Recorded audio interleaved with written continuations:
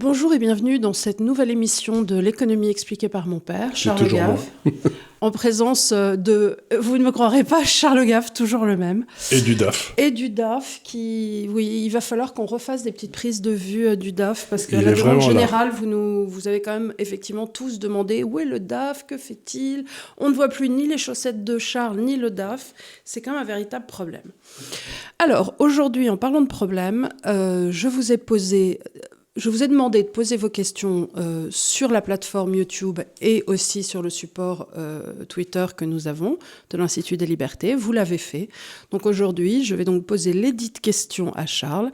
Et forcément, étant donné que l'actualité est ce qu'elle est, elles ne sont pas géniales. Donc on va essayer de moyenner, de Ça ne va pas délirer d'optimisme. Ça ne va pas délirer d'optimisme, mais qu'est-ce que tu veux que je te dise ? Alors, on va commencer par une question de Daniel Lambert qui te demande écoutez, ça fait plusieurs années que l'on sait que l'électricité va augmenter de 30 à 40% suite au non-entretien des centrales et à leur fermeture. Pourquoi ne pas avoir provisionné ces dépenses ? C'est-à-dire, en gros, est-ce qu'ils demandent sont-ils très cons ou sont-ils mal habillés ou sont-ils très cons et mal habillés ? Probablement les deux à la fois, mais le problème, si vous voulez, c'est que l'électricité est à peu près la seule des matières premières, parce que c'est une sorte de matière première, tout fonctionne à l'électricité, qu'on ne peut pas stocker. Donc, comme on ne peut pas la stocker, les ventes à terme, c'est pas tellement facile, le marché n'est pas très fluide. Donc, quand bien même saurait-on que l'électricité va monter dans 3 mois ou dans 3 ans, etc., se protéger contre cette hausse, c'est pas tellement facile, sauf à faire une nouvelle centrale. Mais ça, ils n'y ont pas pensé. Alors justement, tu pourrais te dire, on a un avantage comparatif avec des centrales, on crée des centrales, on engrange du pognon, soyons fous. Oui. Tu vois, un petit peu comme la parabole des talents où tu fais des... C'est pas les talents, c'est la parabole... C'est les 7 années maigres et les 7 années... C'est dans la Bible, ça. 7 années maigres et 7 années grasses. Oui, normalement, on aurait dû profiter de cette période où l'électricité était basse et où les taux étaient bas pour bâtir des nouvelles centrales nucléaires. Mais c'est pas ce qu'on a fait, puisque c'était mal et qu'il y avait 3 ou 4% de la population française, des écolos, qui étaient contre.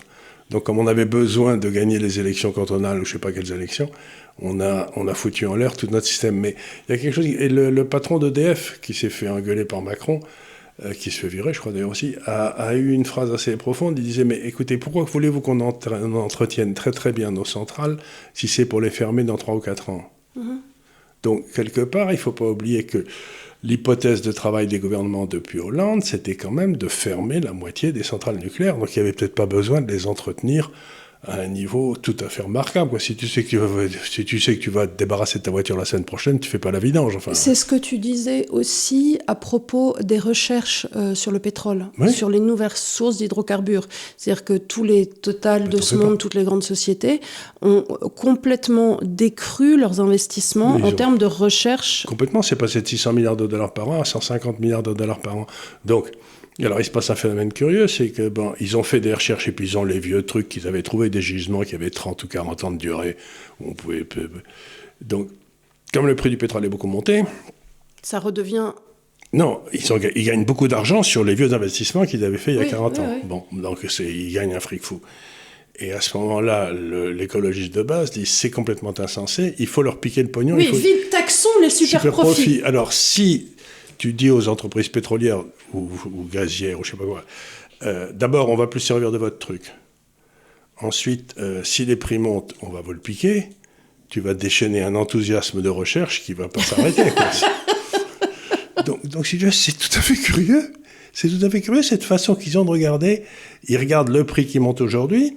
Donc, les types gagnent de l'argent aujourd'hui, mais ils disent pas pourquoi les prix montent-ils aujourd'hui. Et la réponse est parce que vous avez fait que des conneries depuis 20 ans. Et ils disent donc, on va taxer celui qui a bénéficié de nos conneries. En définitive, encore une fois, on est dans une incompréhension absolument totale du marché de l'offre et de la demande. Le fait que la demande soit short, que la demande soit de plus en plus restreinte, et l'offre est complètement du fait qu'ils aient des miroirs magiques et qu'ils ont tout fait pour ça. Oui. Mais alors le mieux, je vais te raconter, il y a quelque chose qui me laisse absolument pantois, c'est bon. On met des miroirs magiques et des moulins à vent partout. Mais on sait très bien que s'il n'y a pas de soleil, comme par exemple la nuit, ou s'il n'y a pas de vent, ce qui arrive de temps en temps, sauf à Avignon, bien entendu, mais enfin, à ce moment-là, ça ne marche pas. Donc, pour toutes les grandes installations d'énergie verte, on mettait à côté une centrale au cas Au cas où. Et tu sais à quoi on l'a mise, la centrale? Non? Au gaz? Ah bah oui, tant qu'à faire. Et d'où il venait le gaz? Il venait de toute Russie. Bah oui. Et à partir du moment où... et à ce moment-là, comme la Russie fait quelque chose que la morale réprouve, comme d'envahir un voisin, ben, on punit la Russie en interdisant l'exportation de gaz. Et donc, on condamne à mort... Ça veut dire que tous les investissements qu'on a faits de miroirs magiques. Miroirs magiques et de moulins à vent, et de temps en temps, ils servent à rien, ils servent à rien, ils servent à zéro. Donc, ça me rappelle étrangement l'histoire, je ne sais pas si elle était vraie, que m'avait raconté, mais je ne suis pas sûr qu'elle soit vraie, que la centrale électrique pour la ligne Maginot était à Strasbourg. Joli. Donc, il suffisait de lui coller un coup de canon dessus. Et puis, tu vois des gars qui prévoient quelque chose, et à côté, il y a une boulette, mais... Donc, ils ont construit la ligne Maginot avec tous ces trucs-là, et ils ont mis la centrale à Strasbourg, la centrale d'électricité. Donc, tu te dis, mais sont des guignols? Ça me fait penser à c'est assez connu, mais aux États-Unis, ils avaient construit une bibliothèque universitaire et l'ingénieur avait oublié de prendre en compte le poids des livres. Oui, donc le truc s'est affaissé. Oui. Parce que il n'avait pas calculé ce que le poids des livres avait représenté sur la structure. Et c'est lourd, un livre. Ou bien alors, c'est la fameuse histoire du gars qui prend une commande d'un paquebot, le chantier naval le bâtit, et puis on se rend compte, une fois qu'il a été bâti, qu'il y avait un pont entre le chantier naval et la mer, et que le paquebot ne pouvait pas passer dessous. Voilà, c'est des espèces de boulettes. Il y avait un livre qui s'appelait comme ça, Les grandes erreurs. C'était à mourir de rire, comment les technocrates de temps en temps, mais se viandent. Et le pont d'Avignon, ça a été ça aussi. C'est-à-dire qu'ils n'avaient pas calculé véritablement le tractage qu'allait opérer le Rhône. Oui, ils ne savaient pas faire à l'époque. Enfin, chaque fois qu'il y avait une crue, ils se pétaient le pont d'Avignon. Si, ça se calcule quand même, la force oui, mais tu sais, à l'époque, c'était vers 1250 ou 1300. Je ne sais pas si les gens savaient faire des calculs de dérivés. Hein. À mon avis, c'est arrivé plus tard, beaucoup plus tard. Alors, Julien d'Extreme Tech te demande la chose suivante, parce qu'il a écouté ton émission que vous pouvez écouter sur TV Liberté, que tu as fait cette semaine, oui. Qui était très bien. Et pourquoi est-ce que dans les prévisions, dans cette émission, tu es passé... pourquoi Charles est passé dans ses prévisions de moins 30% avant les vacances à moins 80% dans la baisse de niveau de vie? Pourquoi cette tendance à la baisse depuis en 3 mois? Parce qu'on n'arrête pas de faire des boulettes, c'est-à-dire, je ne sais pas s'il sera à 80%, mais regardez, imaginez que vous soyez un retraité allemand qui a acheté des obligations allemandes. De la Bund. Des Bund, bon. Autrefois, l'inflation était à 1 ou 0 ou 2, et ça vous donnait du 4 ou du 5. Donc oui, ça faisait un petit vous aviez un niveau de vie qui montait de 2 ou 3% par an, c'était très bien. Maintenant, les taux étaient à 0 depuis un certain temps, depuis quasiment 10 ans, donc il n'a rien gagné sur ses obligations. Et l'inflation est à 8 ou à 9. Donc son niveau de vie baisse à l'heure actuelle de 7, 8, 9% par an.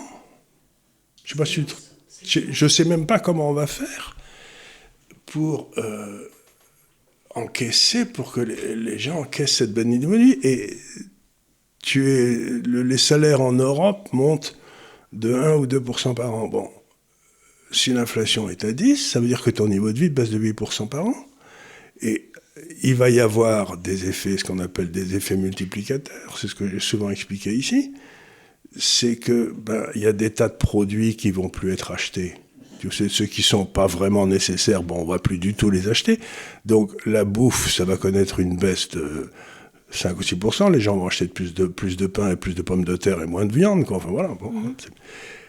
Mais par contre, le ticket pour le match de rugby, dont tu peux te passer, il va baisser de 100%. Le cinéma. Donc théâtre. Toutes les dépenses, en dehors des dépenses vraiment obligatoires de survie, elles risquent d'avoir des baisses. Les baisses, mettons qu'on ait une baisse de 5%, 6% du PIB, ce qui serait gigantesque.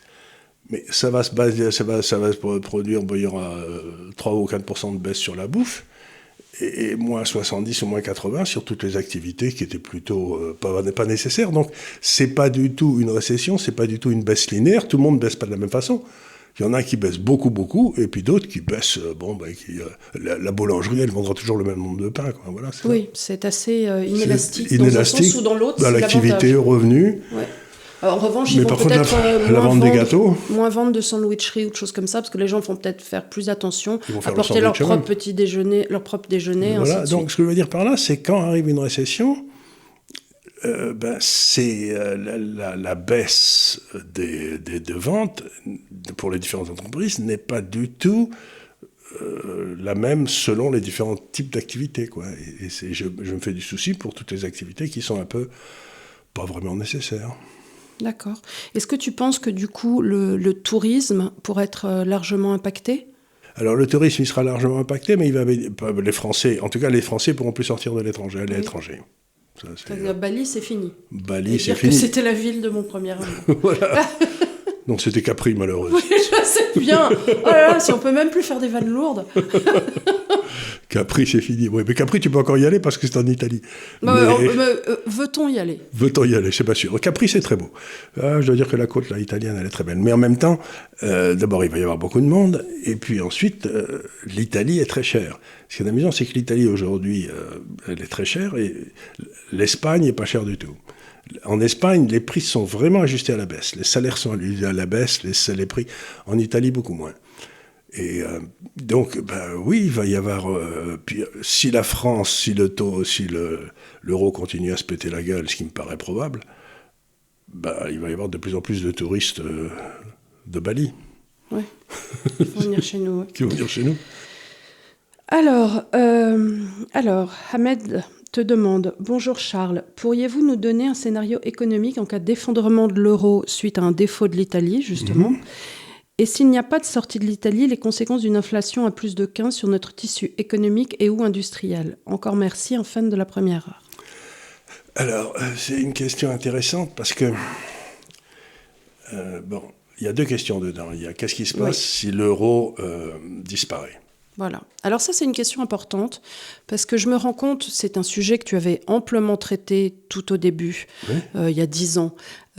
Et tu avais, à l'époque, avec Gafcal et avec d'autres, essayé de rechercher du côté de ce qu'on appelle juridiquement la lex monetae, c'est-à-dire véritablement, juridiquement, si demain on devait reprendre notre monnaie, est-ce que c'est possible ? Comment ça se passe juridiquement, et ainsi de suite. Et ça, c'est quelque chose dont tu devrais peut-être un peu à nouveau parler. Alors, la lex monetae, c'est quelque chose qui est sans doute une des lois les plus anciennes du commerce international ou du droit international.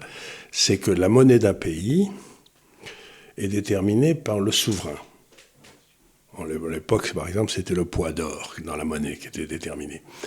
Et donc, ça veut dire que la dette française est toujours dans la monnaie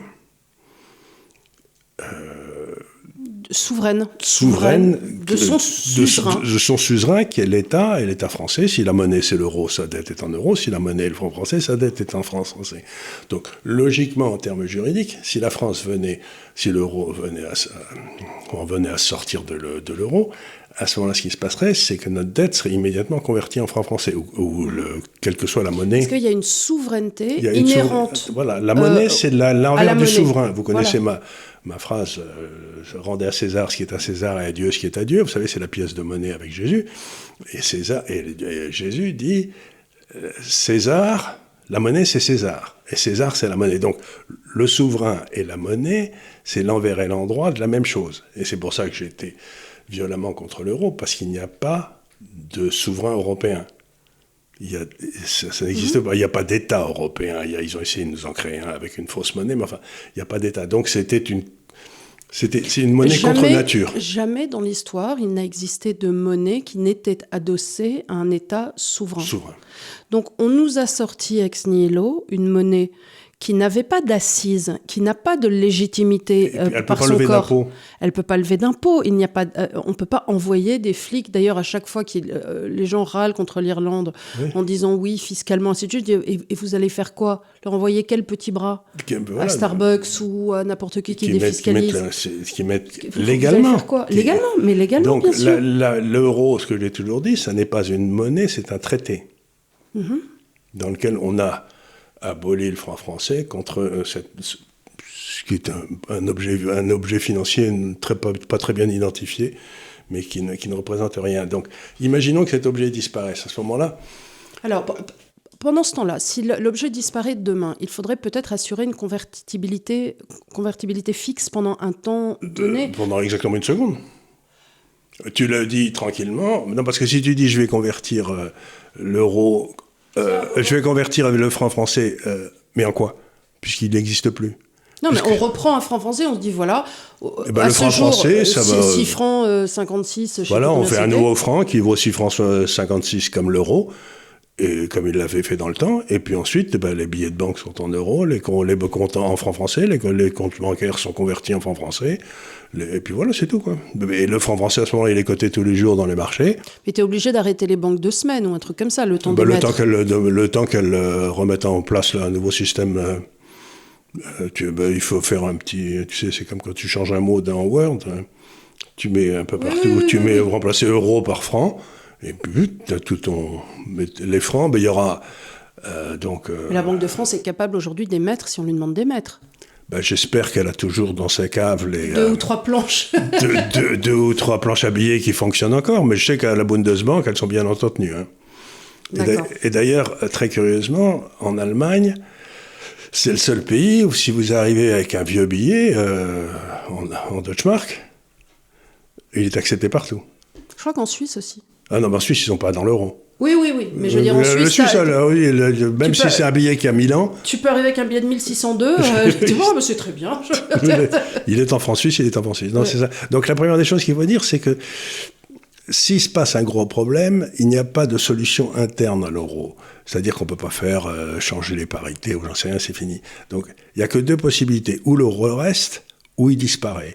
Et s'il disparaît, on ne se pose pas la question de savoir en quoi va être la dette. Elle sera en francs.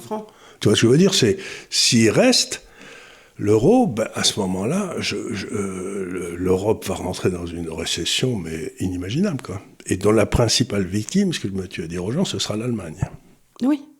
Ils sont déjà principales victimes puisqu'ils ont déjà une inflation, comme tu viens de dire, qui est à 2 chiffres et des taux d'intérêt qui sont à 1. Donc, ils se font bouffer tous les ans 8% de croissance. Ils sont restés... Qu'est-ce qu'ils font, les Allemands? Allez, soyons clairs. Ils font des voitures. Et ils font les meilleures voitures au monde à moteur. Mais si on a fait toutes ces imbécilités pour sauver la planète, et donc il faut arrêter la voiture à moteur. Donc, on sait que l'Allemagne, dans 10 ans... En principe... Ils ne vont plus rien vendre. Ce qu'ils font... ils font des machines-outils encore. Mais ils font des machines-outils pour faire des voitures.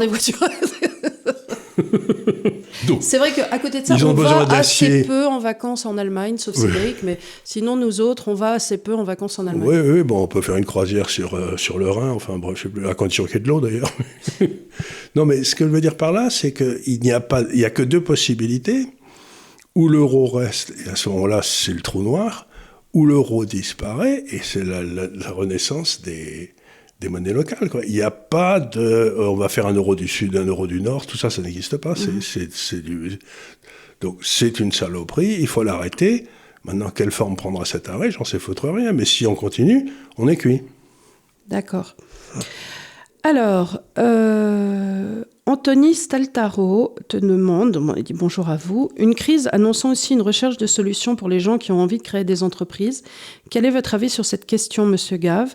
Quelle serait votre manière de réfléchir et d'agir pour ceux qui trouvent du sens sur ce sujet dans une économie où le coût du travail est très grand? C'est-à-dire, en gros, aujourd'hui, c'est une question qui revient souvent. Si tu étais un jeune, alors en fait, il y a 2 questions. Si tu étais un jeune, aujourd'hui, est-ce que tu partirais du pays? Et si oui, pour aller où? Et deuxième question, si tu étais un jeune et que tu avais envie de créer une entreprise en France, tu ferais quoi?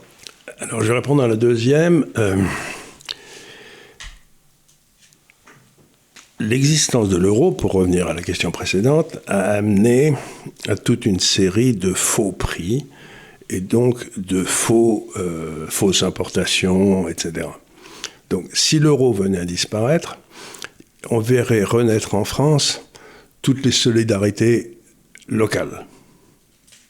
C'est-à-dire que tu ne pourras plus importer des cerises du Chili, donc tu iras trouver les cerises du Mont Ventoux, en Ardèche, etc. Et tu te débrouilleras et tu les vendras et elles se vendront bien, etc. Donc ça remet... Ce qui répond aussi à la deuxième question, c'est que... Ce qui remet le localisme. Le localisme et le coût du travail local à partir du moment où la monnaie aura suffisamment baissé à un niveau raisonnable, quoi. Parce qu'il ne faut pas oublier qu'une dévaluation, c'est un transfert de monnaie, d'argent, de celui qui consomme. Si la monnaie est très élevée, il peut acheter plein de produits importés. Si la monnaie est très basse, il ne peut pas. À celui qui produit. Si la monnaie est très élevée, celui qui produit en France, il en prend plein la tête. Si la monnaie est très basse, il a son marché à lui. Tu vois ce que je veux dire, Donc, grosso modo, c'est la même question, c'est que je crois qu'il faudrait que le jeune... Moi, j'ai toujours pensé qu'être entrepreneur, c'était de réfléchir à ce dont les autres allaient avoir besoin, et puis de te préparer. Ce dont les gens vont avoir besoin, je crois, c'est de gens qui les aident à recréer leurs contacts locaux, quoi.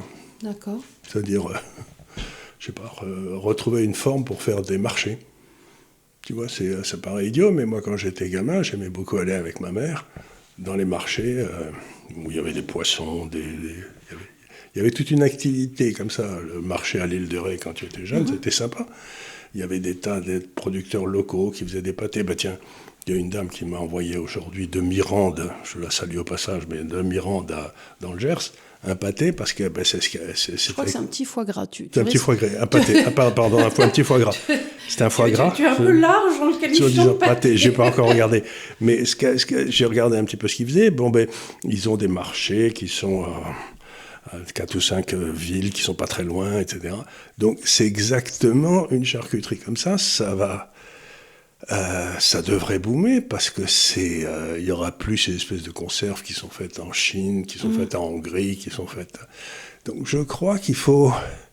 Vous dites non à la truffe chinoise. Dire non, elle est dégueulasse, d'ailleurs, elle n'a aucun goût. C'est pas qu'elle est dégueulasse, c'est qu'elle n'a aucun goût. Et donc, voilà, un petit peu pour moi, c'est recréer le marché du samedi à Auch sur les allées des Tignes, là, quand j'étais au lycée à Auch, c'était vachement bien, quoi. J'y étais allé avec ma sœur qui était enceinte, c'est une petite anecdote, mais qui m'a fait rire, parce que c'était tellement gascon. Et il y a un commerçant qui dit à Marie-Cécile, donc ma sœur, venez voir ce que j'ai, Et ma sœur dit non merci, et elle dit t'as pas toujours dit non, hein. Elle était très enceinte. T'es très enceinte. Tu n'as pas toujours dit non, hein. J'ai trouvé ça mignon. Je m'en souviens encore, ça me fait encore rire.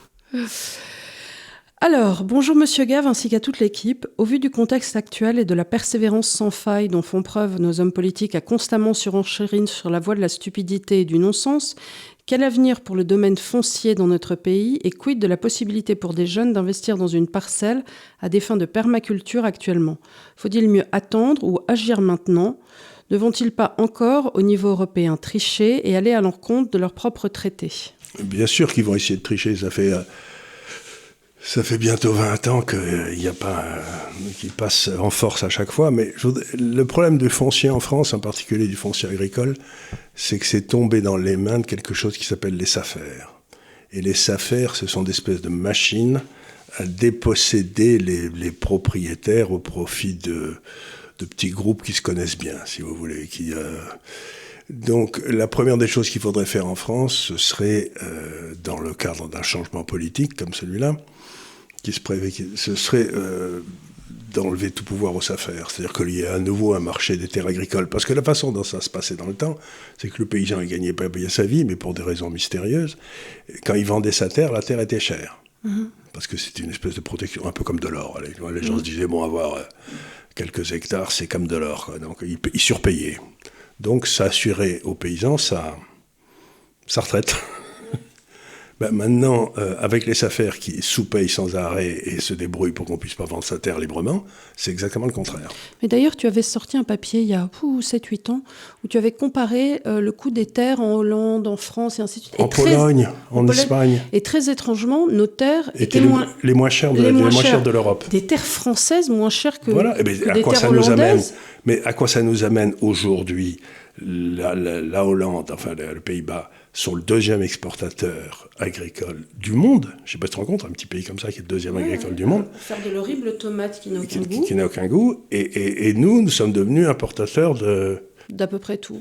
Même de bouffe. Donc on voit bien que intervenir dans le prix des terres, et au travers de, comme je l'ai dit, de comités des SAFER où il y a des conflits d'intérêts gigantesques, eh bien, c'est une façon de ruiner le paysan. S'il y a des suicides aujourd'hui, si les paysans ne gagnent pas d'argent, etc., c'est à cause des SAFER.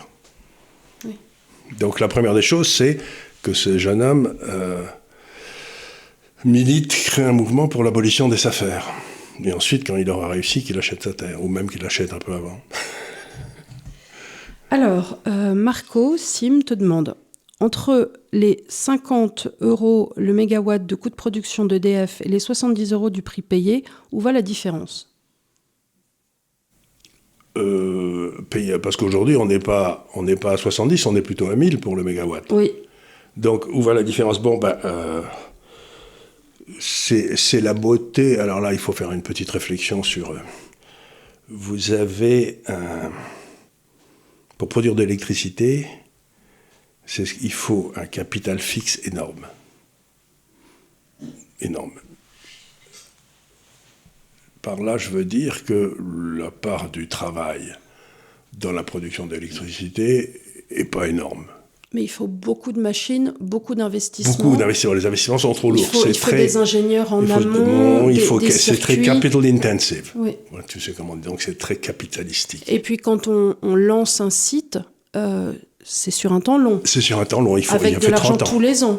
Il faut 30 ans, etc. Donc, avant de commencer à récolter les fruits de son etc. travail. Donc, il y a une immense prise de risque. Il y a une immense prise de risque. Si le coût de production est à 50, je voudrais savoir comment ce coût de production est calculé, par exemple. Est-ce que ça inclut juste de faire tourner l'usine, ou est-ce que ça inclut l'amortissement? Est-ce que ça inclut le démantèlement de la centrale à l'arrivée, puisque ça coûtera très cher, etc. Donc, mais la réponse est, quand vous vendez quelque chose que vous ne pouvez pas stocker, comme l'électricité, à partir d'une intensité capitalistique très forte, il peut y avoir de temps en temps des différences gigantesques entre le prix de marché, parce que tout le monde en a besoin aujourd'hui, et comme l'offre ne peut pas répondre tout de suite, le seul ajustement, c'est le prix, mais le prix peut tomber à 30 aussi. Hein. Et donc, les 20, ça sert probablement à mettre en réserve pour le jour où le prix sera à 30. Donc mais ce n'est pas facile de gérer des activités capitalistiques très longues. Mm-hmm. Alors, les gens n'arrivent pas à comprendre et disent « Oui, mais il faut que le gouvernement intervienne et cape les prix. » Mais alors, s'ils font ça, qui paye ? S'ils payent, c'est eux toujours, mais d'une autre façon. C'est-à-dire que pour caper les prix, le gouvernement va donc il va acheter quelque chose, mettons, à 70 et le vendre à 50. Le gouvernement. Le delta de 20, qui va le payer ? Le delta de 20, il doit payer, il va falloir... Émettre de la dette. Et encore une fois, c'est nos petits-enfants ou nos enfants qui vont payer. Voilà. Donc, c'est exactement comme tous les tyrans en Afrique du Nord, etc. Chaque fois qu'il y a une hausse du prix du blé, ils bloquent le prix du blé, ce qui fait que... ils achètent du blé à 100, ils le vendent à 30 pour éviter des révolutions, et du coup, leur monnaie s'effondre, et les gens virent Ben Ali comme ils l'ont fait en Tunisie, quoi. Donc, il n'y a pas de possibilité d'intervention sur les prix. C'est comme si on me disait que la seule solution contre une hausse des loyers, c'est de bloquer les loyers. Mais quand est-ce que les gens comprendront que si on bloque les loyers, ça bloque la construction d'appartements et que ce qui se passe, c'est que les gens sont à la rue, quoi. Il n'y a plus de... Attends, parce que ça continue, it gets better. Si le gouvernement taxe les super-profits, quels sont les effets pervers ? Les effets pervers, c'est que, d'abord, la question qui se passe, c'est imaginons Total, qui fait des super-profits sur le pétrole. qu'il a découvert dans un pays africain. Il a pris des risques énormes, il a fait des trous. Bon, ils ont trouvé du pétrole, il leur coûte 40 à produire. Et le pétrole est à 100. Allez. De quel droit le gouvernement français taxe-t-il ça? C'est pas les... C'est une entreprise privée, la dernière fois que j'ai regardé. D'abord, c'est une entreprise privée, puis les profits ont été faits, je sais pas où, au Tanganyika. Alors attends, explique bien aux gens. Alors, imaginons, il les taxe, il prend 90%. Là, non, mais imaginons ils aient le droit. Tu sais, on fait un peu le sketch de Jean-Marie Bigard avec la chauve-souris. Bon, imaginons, la chauve-souris, elle a le code, elle va au 6e étage. Bon, imaginons, il prend l'argent, on va imaginer qu'ils auraient le droit. Oui. Qu'est-ce qu'ils vont faire, Total? Ils vont arrêter tout investissement. Ils vont, voilà. Et puis ensuite, ils vont se dire, écoutez, moi, c'est bien simple. Si vous me confisquez 90% de ce que je gagne, je me lève. Mais en plus, matin. Total a tout à fait la possibilité d'aller vendre à n'importe qui d'autre. Aux États-Unis, en Argentine. En plus, ils peuvent changer leur siège social. Aussi. Ils peuvent pour se mettre en Irlande. Pour se mettre en Irlande, et à ce moment-là, ils disent aux Français, écoutez, vous n'avez pas le droit. En Suède. N'importe où. N'importe où. Parce que c'est toujours leur histoire de, oui, il faut taxer les super-profits. Mais on est dans un monde qui n'a plus de frontières aujourd'hui. Ça veut dire quoi? On n'a plus une assise physique où les gens avaient un siège social. Mais qu'est-ce qu'ils font dans ces cas-là? On l'a vu avec EasyJet. La minute où on les enquiquine trop, hop, ils vont dans le pays d'à côté. Et tu fais quoi dans ces cas-là? Tu perds tous les emplois qui étaient en local. Exactement. Et tu perds le siège social à la Défense, dans lequel il y a des milliers de Français qui bossent, si ça part dans la City... Et qui du coup consommaient sur place aussi, parce que... Mais cette histoire de taxer les profits, ça revient à un truc, c'est que nous n'avons pas en France la conception de la sécurité juridique. Aussi. Donc, s'il y a quelque chose qui ne nous plaît pas, on dit on va faire une loi pour l'arrêter. Je vais raconter une histoire que j'ai souvent racontée, mais qui est pour moi tout à fait essentielle. Le duc de Westminster, à Londres, possède la moitié de Londres. C'est une des plus grosses fortunes du monde. Voilà, ils ont le sol et tout. Et au XVIIe siècle, ils avaient donné un terrain qui est sur Hyde Park pour établir un hôpital, avec la condition que si ça ne pouvait plus être un hôpital, le terrain retournait au duc de Westminster pour 3000 livres. Bon. En 2000, quand j'étais à Londres, là, ça devait 1990, Hyde Park, c'était l'endroit le plus embouteillé du monde. Donc avoir un hôpital là, ça marchait plus, les ambulances ne pouvaient plus arriver. Donc l'assistance sociale anglaise a abandonné le terrain. Et donc le duc de Westminster l'a repris pour 3000 livres. Mais alors que ce terrain valait probablement 3 milliards de livres, c'était facile, à cause de l'inflation, etc. Mais les Anglais ont respecté le contrat, et je racontais ça à un ministre français qui était de mes amis à l'époque. Il m'a dit, c'est un scandale, nous on aurait fait une loi. Ben, je lui ai dit, c'est pour ça qu'il n'y a pas de croissance en France. C'est un ministre libéral. Hein, je crois que... Je crois qu'ils l'ont.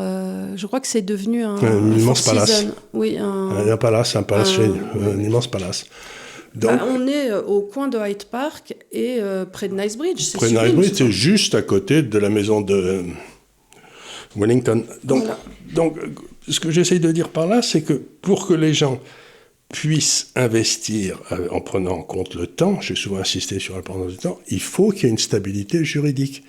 Si vous avez investi en prenant des risques et que vous gagnez plus d'argent que je ne sais pas quoi, d'abord, ça ne va pas durer parce que cet argent va attirer d'autres qui vont investir et ça va baisser. Et ensuite, ce n'est pas le rôle de l'État. Déjà, Total, j'imagine, paye des impôts sur ce qu'ils gagnent. Donc, ces super profits, ils vont déjà être taxés. Est-ce que tu crois alors que... C'est une question de... Les gens pensent que la propriété n'existe pas. Mais si, ces super profits ne vous appartiennent pas, ils appartiennent aux actionnaires de Total. Donc, foutez-leur bien la paix. Les gens ont véritablement du mal à concevoir ce qu'est l'actionnariat, que l'actionnariat est une part de propriété achetée dans le temps avec une prise de risque, et que quelque part la position d'un député NUPES qui arrive en sandales à l'Assemblée ne lui donne pas le droit de revenir sur ce qu'est le droit de propriété, qui est un droit fondamental. Qui est dans la Constitution, qui est dans le préambule de la Constitution. Donc, les profits faits par Total appartiennent aux actionnaires de Total. Point barre. Et le député de NUPES, il n'a rien à dire. Non. Parce que... Et il n'aura jamais rien à dire. Ou s'il a quelque chose à dire un jour, ça veut dire que la France, à ce moment-là, se retrouvera, comme elle est en train de le devenir d'ailleurs, au niveau de la Russie en 1980, c'est-à-dire de plus en plus pauvre. Parce que si l'homme, celui qui est prêt à prendre des risques, ne sait que s'il commence à gagner de l'argent, on va lui piquer, ben, il ne va pas prendre de risques. Il va aller le prendre ailleurs. Il va aller le prendre en Suisse. Qu'est-ce que tu penses de ces dispositions qu'on a vu fleurir cette semaine et que j'ai entendues en Suisse, de l'interdiction possiblement faite de chauffer au-dessus de 19 degrés et du fait qu'il pourrait y avoir des sanctions pénales au fait de chauffer au-dessus de 19 degrés. Bon, je demande à voir parce que ça veut dire d'avoir des gens qui vont rentrer chez toi. Donc moi, on sonne à ma porte en me disant « Madame, on vient voir quelle température il fait chez vous. » Je dis « Vous êtes gentil, vous revenez avec une commission rogatoire. » Parce que vous ne rentrez pas chez moi comme ça, tu vois, déjà pour commencer. Et si j'ouvre même la porte, et de quel droit, encore une fois ? Et de quel droit ? Et en plus, c'est parce qu'eux ont fait des boulettes incroyables dans le domaine de l'énergie, comme je l'ai expliqué 10 fois. Et moi, je vais aller au ministère relever les températures aussi. Hein, non, mais la seule chose que peut faire l'État, et à mon avis serait très bien, c'est de ne pas chauffer toutes les administrations à plus de 18. Parce que ça, il en a la possibilité. De toute façon, ça phosphore tellement là-dedans qu'ils doivent s'auto-chauffer, les gars. S'auto-chauffer, les gars, oui, ils doivent chauffer avec leur tête. Mais ce que je veux dire par là, c'est que l'État a le droit d'imposer la température qu'il veut. Ah, c'est dans ses ministères. Dans ses ministères, c'est à lui. C'est à lui, c'est dans les administrations, ça ne me gêne pas. Et si ça déclenche des vagues entières de congés maladie. De congés maladie. Bah écoute, c'est pas très grave, parce que ça veut dire qu'il y aura moins de fonctionnaires qui prendront moins de décisions idiotes, donc tout ça, ce serait plutôt une bonne nouvelle. Mais là, je fais une blague. Hein. Mais... Il l'a trouvé super drôle, hein. Tu l'as vu, tu l'as entendu. Il a beaucoup ri. Il a beaucoup ri. Il a beaucoup ri. Donc, mais de quel droit ? Et d'ici quelque temps, il va les regarder, il va me dire, écoutez, il faut que vous dormiez en pyjama plutôt qu'à poil, parce que sinon, tu vois ce que je veux dire ? Mais où s'arrête ce tatillonnisme de ma vie ? C'est-à-dire que je vais pas avoir le droit de porter... Mais déjà, on l'a vu, bientôt, on va plus avoir le droit de manger de la viande, on va plus avoir ça vient. Ça devient complètement fou. Et encore une fois, de quel droit tous ces injustes ont-ils... Mais d'où parlent-ils ? D'où ont-ils même l'idée de venir me dire à moi comment je devrais vivre ma vie ? Oui, mais c'est ça la chose intéressante avec le socialisme, c'est que ils veulent que tout le monde soit pareil. Mais pour que tout le monde soit pareil, il faut que tout le monde ait les mêmes chances. Ça, c'est la vraie société qui marche bien. Les mêmes chances, et ensuite, chacun utilise ses chances comme il veut, et donc, a des résultats différents. Mais si on veut que les résultats soient les mêmes, il faut qu'on donne le pouvoir à un gars d'enlever à celui qui a réussi pour donner à celui qui s'est planté. Mais pourquoi ce gars-là a-t-il ce pouvoir ? Quel mérite a-t-il eu dans la vie ? Qu'est-ce qu'il a créé ? Je veux dire, quel est le support philosophique qui donne le droit à M. Mélenchon de dire, moi, je vais prendre à celui-là pour donner à celui-là ? Et ça, c'est juste, mais c'est pas juste du tout. C'est ce que disait Solzhenitsyn. Fondamentalement, nous ne naissons pas égaux. Ben voilà. Il y a des petits, il y a des grands. Il y a des gens qui se naissent beaux et des gens qui laissent les... Qu'est-ce que tu veux que j'y fasse ? Voilà. Bon, au-delà de cette blague, si tu fais tout... Alors, les gens doivent avoir les mêmes droits. Mais si tu fais tout ensuite dans la société pour niveler au même niveau, par définition, alors tu n'as plus d'égalité. Puisque nous ne sommes pas égaux quand nous naissons. Oui. Si tu forces cette égalité, tu forces quelque chose d'abscon, puisque ça n'a pas lieu d'être. Ça dépend celui... Alors, il y avait un livre qui est sorti à peu près au moment où il y a tous ces grands livres qui sont sortis en Grande-Bretagne, comme 1984, etc., qui est sorti, où les gens disaient... Bon, alors il y en a qui sont beaux, il y en a qui sont laids, donc on va subir des opérations de chirurgie esthétique pour que il n'y ait ni beau ni laid. Et alors bon, c'est un désastre, bien entendu, et parce qu'il y a des gens qui sont, comme tout le monde, mais qui ont du charme, et d'autres qui n'ont pas de charme. Et donc on se retrouve dans le problème précédent, c'est et pourquoi vous avez du charme, vous, et vous plaisez aux femmes, et puis vous n'avez pas de charme, et vous plaisez pas aux femmes. Ah oui, mais ça c'est... Donc, l'égalité, c'est... La tentation de l'égalité, c'est la tentation satanique par excellence, c'est-à-dire ça nie la liberté.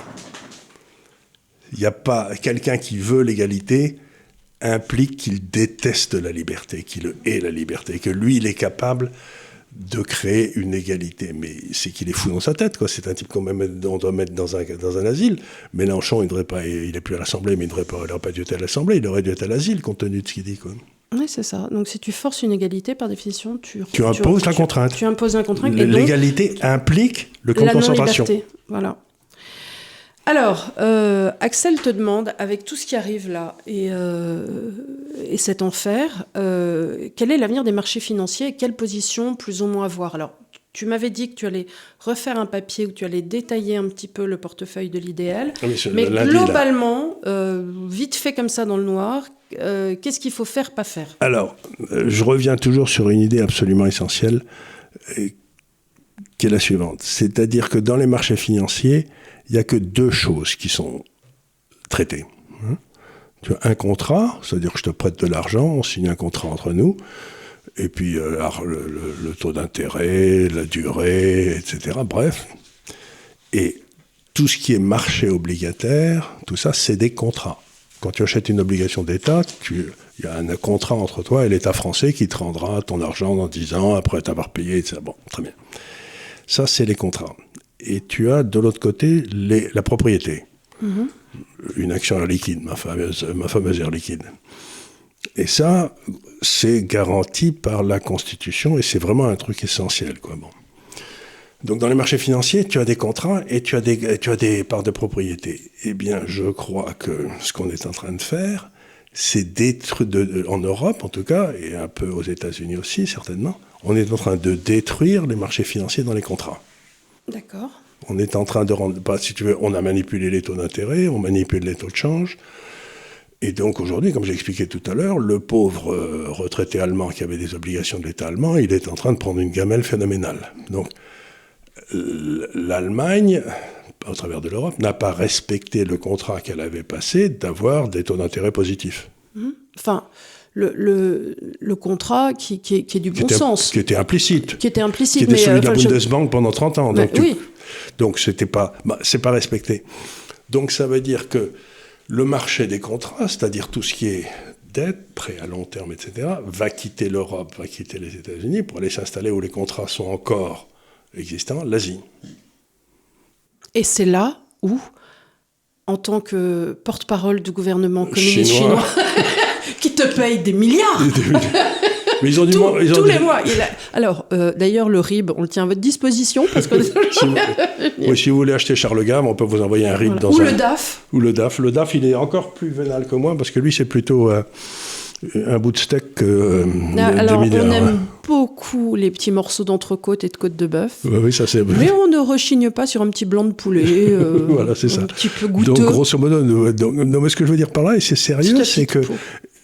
si vous êtes obligé par la loi, par exemple, comme certains fonds de pension ou votre retraite, si vous êtes obligé d'avoir des actifs en Europe, il faut que vous ayez que des droits de propriété, parce que les contrats, si la monnaie change, s'ils se permettent de changer les taux d'intérêt, s'ils décident de... Alors le problème des actions, c'est la taxation des super-profits. Parce que si d'un seul coup vous avez acheté Total en vous disant c'est une bonne affaire et ils sont dans le bon secteur et qu'ils décident de piquer tout le pognon que gagne Total, vous retrouvez gros gens comme devant, quoi. Et l'or ? L'or, c'est un avantage énorme, c'est le seul actif que tu peux avoir dans tes mains. D'abord, et qui ne soit au passif de personne. C'est vrai. C'est le seul, si tu veux, c'est ce que disait JP Morgan, qui était un grand banquier, le créateur de la banque JP Morgan. Il disait gold is money, the rest is credit. L'or, c'est de la monnaie, le reste, c'est du crédit. C'est-à-dire que c'est toujours quelqu'un qui a prêté de l'argent à quelqu'un d'autre, etc. Donc, donc l'or, c'est le seul truc qui soit à personne d'autre qu'à toi. C'est très curieux. Et d'une certaine façon, le Bitcoin aussi maintenant. Oui. Le Bitcoin, il a cette caractéristique qu'il est au passif de personne. Donc on se rend bien compte que le problème du Bitcoin aujourd'hui, c'est sa volatilité, c'est sa volatilité incroyable. Les pauvres font les frais de l'épopée fantastique que sont les marchés financiers en ce moment et sont quelque part attaqués comme les monnaies l'étaient à l'époque de la pound quand elle était friable. Mais surtout le Bitcoin, si les fous qui nous gouvernent font marcher la planche à billets comme des malades, le Bitcoin monte. Ouais. Mais si d'un seul coup ils décident, bon, on va s'arrêter un petit peu. Alors, ils vont jamais s'arrêter, papa. Mais là, ils s'arrêtent un petit peu aux États-Unis et du coup, le Bitcoin baisse parce que le dollar monte. Alors bon, mais c'est très, le Bitcoin, on essaie de réfléchir au Bitcoin ici, c'est un drôle d'animal, mais ça n'a pas que des inconvénients, mais c'est un nouvel instrument financier. C'est un nouvel instrument. C'est quelque chose de nouveau. Et nous, les gens qui nous regardent. Ça vaut pas zéro. Je sais pas ce que ça vaut, mais ça vaut pas zéro. Les gens qui nous regardent, en tout cas, cherchent plutôt des solutions pérennes. On les orienterait pas vers le Bitcoin. Le fait que si vous avez les reins solides et que vous savez avec quoi vous jouez, c'est un peu de la TNT quand même. Voilà, c'est ça. C'est un peu difficile. On aime beaucoup le Bitcoin, mais... C'est-à-dire, pour l'instant, on le regarde, on se dit, tiens, c'est bizarre, ça a l'air intéressant. C'est un truc... c'est une invention nouvelle. C'est très, très, très intéressant.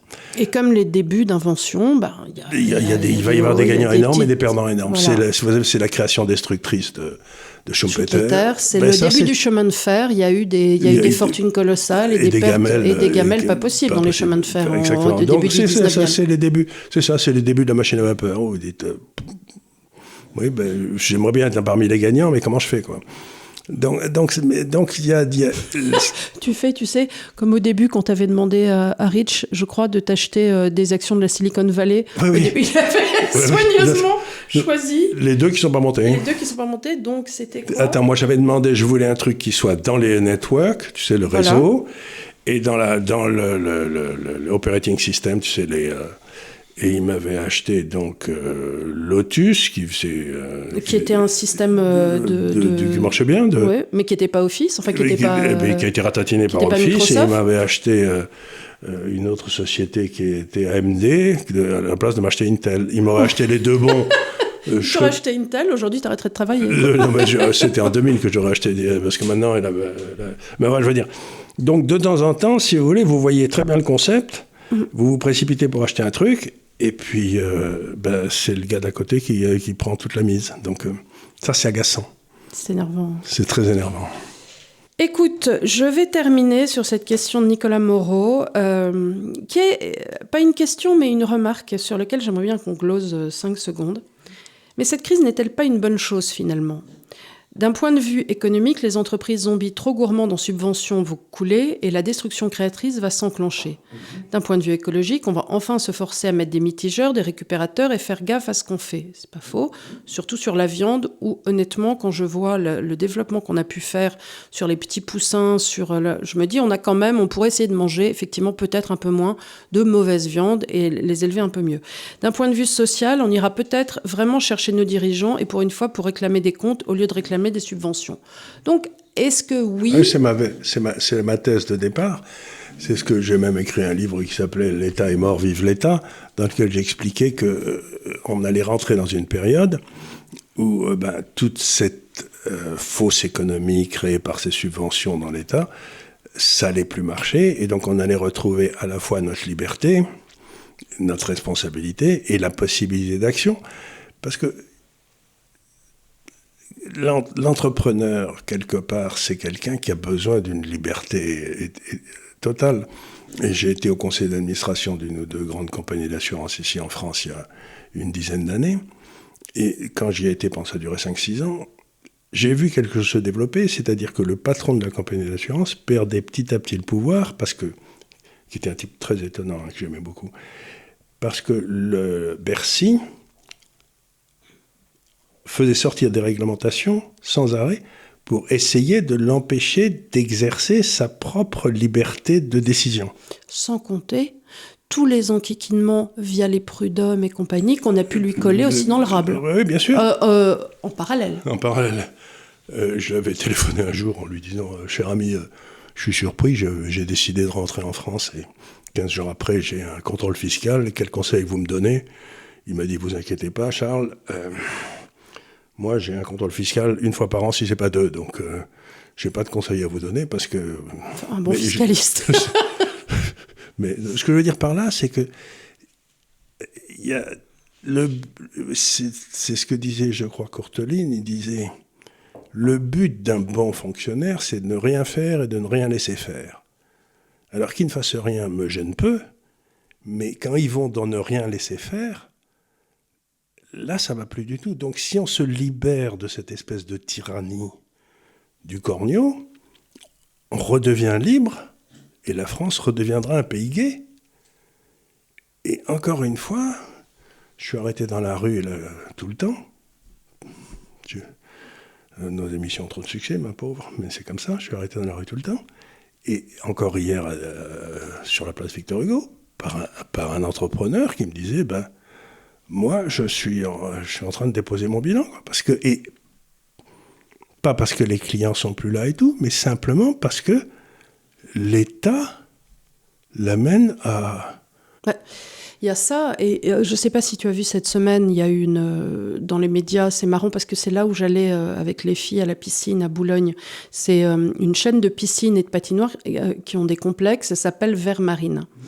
Et ils ont cette grande patinoire piscine à Boulogne où on allait beaucoup avec les enfants quand elles étaient petites, parce que c'est direct en métro, c'est à Marcel-Samba.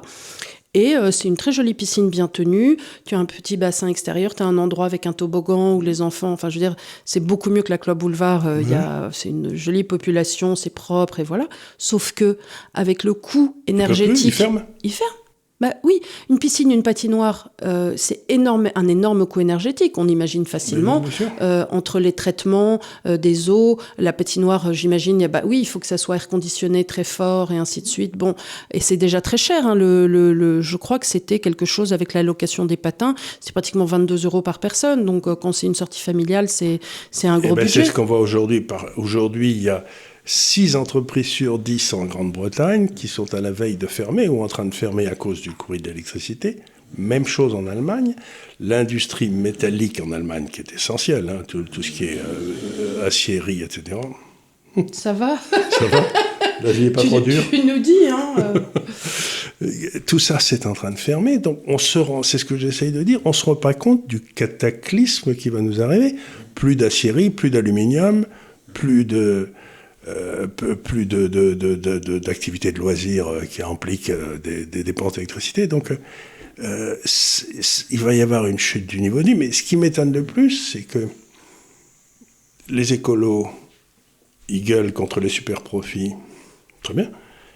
Mais ils devraient être très contents que le prix du pétrole et le prix de l'énergie montent, puisqu'ils veulent qu'on en utilise moins. Oui. Du coup, donc, comme ce qui est rare et cher... Oui. Le prix ce qu'il y a de certain, c'est que les gens vont éteindre la lumière chez eux. Hein. Oui, ça je pense bien. Mais tu sais, je pense qu'on éteignait tous les lumières chez nous. Hein. Enfin, je connais peu de gens qui sortent d'une pièce sans éteindre. Mais est-ce que ça va suffire? Tes frères? Oui, mais enfin, je parle des gens normaux. Non, Louis Vincent, il éteint. Mais non, en général, tu éteins, tu fais attention à toutes ces choses-là. Oui. Mais dans ce que j'essaie de dire, c'est que on retourne vers une plus grande liberté et que quand même, encore une fois, une société ne peut être organisée qu'en fonction de 2 principes. Hein, la main invisible d'Adam Smith. Ou le coup de pied au cul. Ou le coup de pied au cul de Staline. Depuis la chute du mur de Berlin, la Commission européenne, les fonctionnaires français ont pris sur eux le rôle du pied au cul. Mais la machine à pied au cul n'a jamais aussi bien fonctionné qu'aujourd'hui. Et donc, le jour où ça s'arrête, on aura moins mal aux fesses, quoi. Oui, mais enfin, c'est pas comme ça qu'on va apprendre à nos enfants à nager. Hein. Non, c'est vrai ça. Mais comme ils pourront plus aller au bord de la mer parce qu'il n'y aura plus d'essence, c'est pas grave. Oui, et puis on peut plus les amener à la piscine municipale parce qu'elle peut plus tenir l'eau, c'est trop cher. Oui. Nos gamins, ils vont plus savoir nager. Bon, tu me diras, ils peuvent aller au stade, mais... Il va falloir qu'ils apprennent à courir. Ouais. C'est difficile. C'est difficile. Bon, écoute, voilà, on a fait un petit tour. J'espère qu'il vous aura intéressé de vos questions posées. Comme d'habitude, on essaiera de faire ça tous les mois. On va reprendre après. Beaucoup d'entre vous nous posent des questions. J'ai pas eu le temps de les poser, mais j'en avais sur Ludwig von Mises et sur Friedman, des questions plus purement économiques. Donc, on va peut-être s'interroger de refaire un sujet purement économique. Certains d'entre vous... Bien. Von Mises, mais certains t'avaient demandé de parler aussi de Ayn Rand. Ayn Rand. Ça, c'est plus les libertariens purs. Plus on va voir, libertariens. on peut peut-être faire un mix. On va voir. On va dire une espèce de déclinaison de ceux qui sont libéraux jusqu'à ceux qui... Oui, on pourrait C'est-à-dire, faire... on commence avec, on a besoin de l'État, et on termine avec, dans le fond, l'État, on n'en a pas besoin. Donc, on pourrait faire une fresque, en effet. Une espèce de fresque déclinant de ceux qui... Voilà, du plus petit au plus grand. Voilà. Voilà, écoutez, merci encore de nous avoir suivis. Vous avez les compliments du DAF en cette belle journée qui nous a agrémenté de ces petits ronflements. Il est très mignon. Et on vous dit avec grand plaisir à la semaine prochaine. Et n'hésitez pas à réagir en dessous et réagir sur les réseaux sociaux. Et allez voir notre site, institutdeslibertés.org, parce que Charles était mari de trouver si peu de commentaires. Donc allez commenter, c'est la reprise, mais il a commis un très très bon article cette semaine sur l'euro et sur la situation énergétique et sur l'Italie. Je trouve que les gens deviennent flemmards. Ils veulent tous écouter, ils veulent plus lire. Ils voulaient plus lire. Alors allez lire, bande de feignasses. On vous embrasse fort et on vous dit à la semaine prochaine. Au revoir. Merci beaucoup.